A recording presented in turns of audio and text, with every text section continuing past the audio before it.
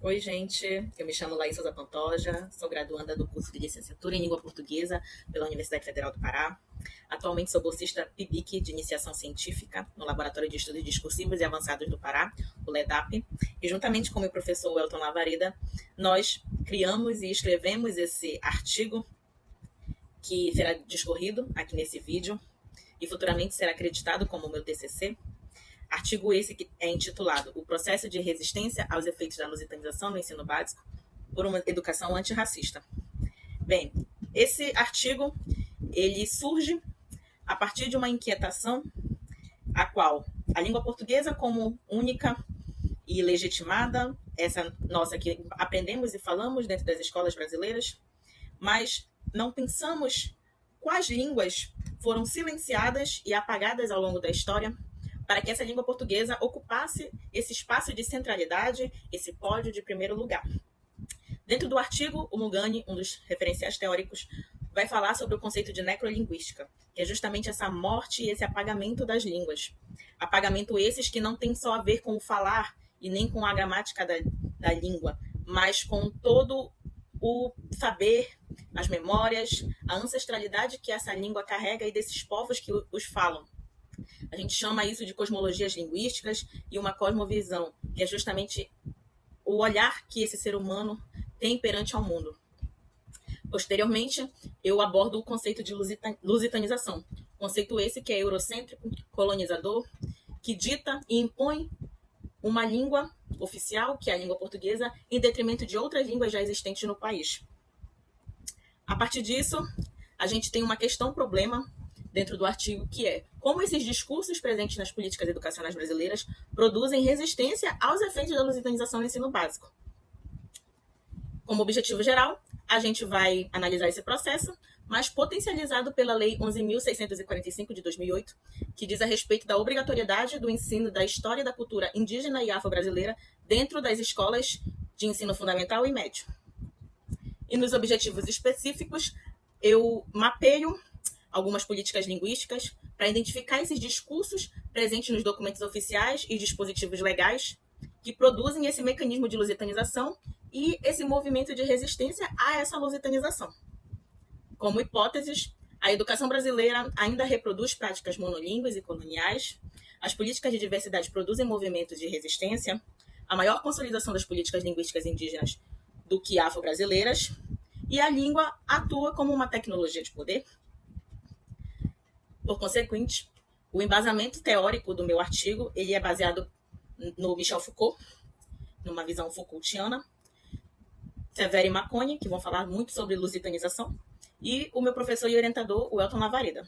Os meus conceitos chaves são lusitanização, relações étnico-raciais, estudos discursivos e ensino-aprendizagem de línguas.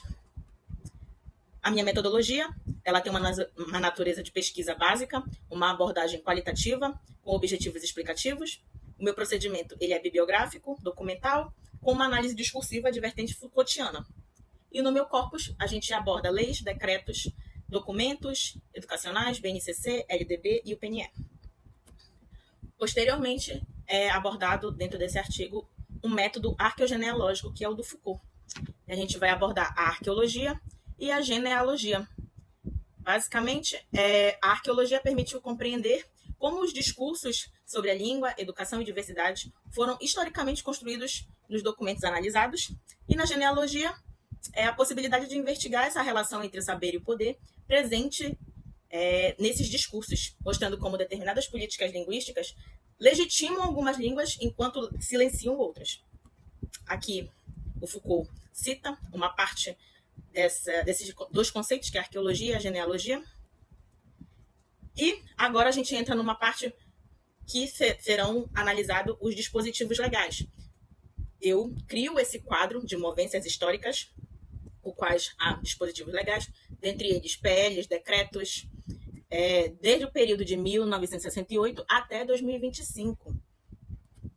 Esse quadro ele vai avaliar, basicamente, como essa análise se organizou historicamente, as principais políticas linguísticas brasileiras, identificando os momentos de centralização dessa língua portuguesa e os momentos de diversidade linguística, com esses movimentos de resistência e emergência dessa língua.